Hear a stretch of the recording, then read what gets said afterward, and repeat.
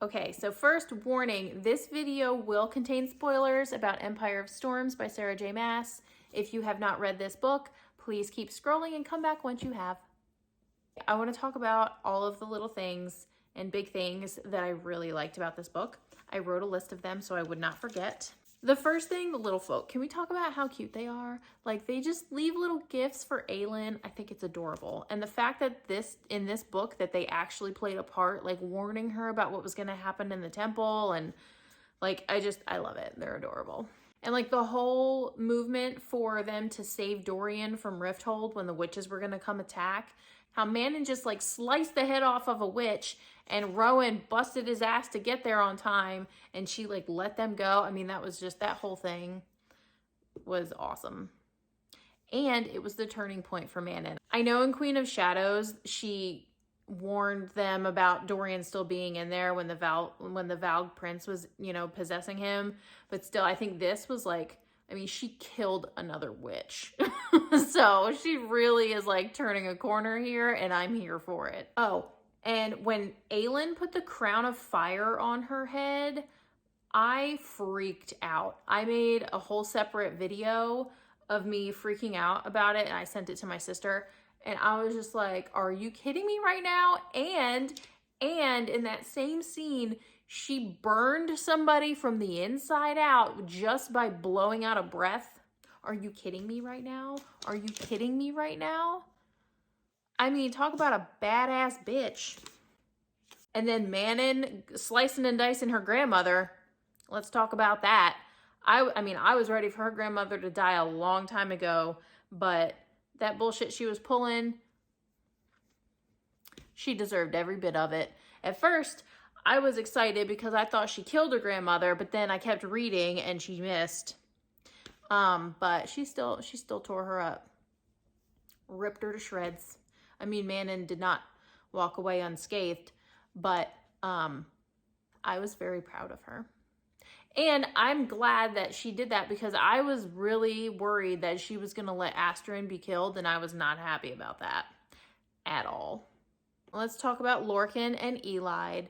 Now, I saw like a kind of a spoiler before I read this book. So like I had a feeling something was going to happen with them, but I mean the foreshadowing was in the book. I mean, like you could tell. But I really enjoyed their pairing because Elide has so many things up her sleeve. I mean, she's just constantly, the wheels are turning and she's plotting and scheming and she's very, very clever and I love that. And then Lorcan's just this hard ass, you know, we're kind of made not to like him. And she's, you know, frail and injured. And I just think putting those two together is really cool. The whole, her calling him her husband thing and him having to play along with it was so great.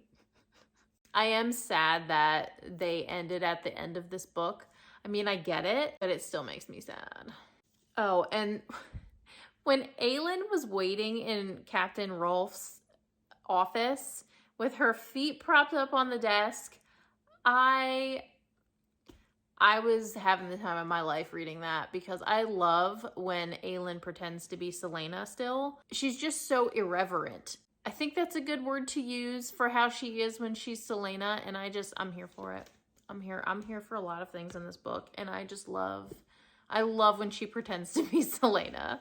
And the fact that like in Assassin's Blade, she did the same thing of like just really pushing Rolf's buttons, and yeah. Okay, let's talk about Lysandra. I gave Lysandra so much hate in previous books. I did not like her at all. Now I love her. She's one of my favorites. She's a baddie. And her shifting is like prime time, top tier, amazing. The fact that she turned into a sea dragon, first of all, was impressive by just studying a picture. That was so cool. And then when she made modifications the next time to the sea dragon, she put the spider silk in the scales. I mean, genius. And then the whole club tail thing instead of the spikes because she saw how her spike tail got caught. I mean, this girl, like, and this was Gears turning smart, not like, I wasn't calling her crazy. Also, can we talk about the fact that it seems like Fae can't have sex without destroying the earth or causing some natural disaster. I mean, it's entertaining to read, but like, can't y'all just not destroy things or not set things on fire or, you know, send trees into splinters? Like, other people don't have to suffer just because you're enjoying yourself. And did anybody else get Avengers Endgame vibes at the end of this book where all of the different parties were assembling on the beach? I mean, I can just see the circles and then hearing on your left. Like, I'm getting goosebumps thinking about it. Like, it was so cool. It was so cool. Like, I did anticipate some of those parties showing up, but not in the fashion they did, the timing. Like, I didn't know any of that, obviously, but every time a new group showed up, I was like, oh my God! Like, I was so excited. I love how Rowan convinced his family to fire on Maeve's armada. Like, I can just picture it, like all of the Whitehorn ships just turning and just like, oh, gold. Speaking of crowns of fire, Aelin made the crown for herself, and then she made one for Rowan too when they were embracing, like inside of her fireball or however that worked. Oh my God, so cute. And then Aelin just making plans for everybody else except herself. That made me really sad and happy and proud of her, and just admiring the way that her brain works and her ability to plan things is just, it blows my mind. But it's also just really sad that she realizes that she doesn't have a future, right? Because she's supposed to sacrifice herself. Yeah, that makes me sad. But like, I'm also wondering if Dorian's gonna sacrifice himself instead. Like, I don't know, because it has to be one of them. At least that's, you know, what we're led to believe. And then Rowan and Aelin getting married. That's just so sweet. I read ACOTAR first, so of course my brain goes to something that happens in those books. I was just about to spoil it, but I don't want to ruin it if somebody hasn't read those. But those who know, there was a similar situation where a couple got married and you didn't find out until later. Like, it was so sweet.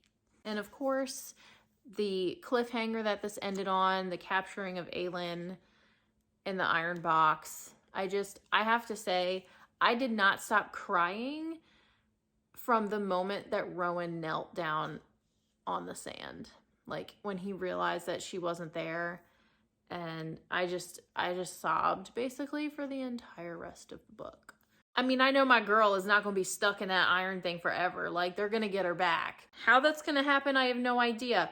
But my girl's not done yet. It's still sad because you don't know what's going to happen to her, because they're going to torture her and all kinds of stuff.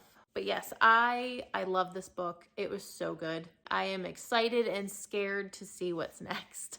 If there were any key things that I missed, drop them in the comments. I'd love to chat about them.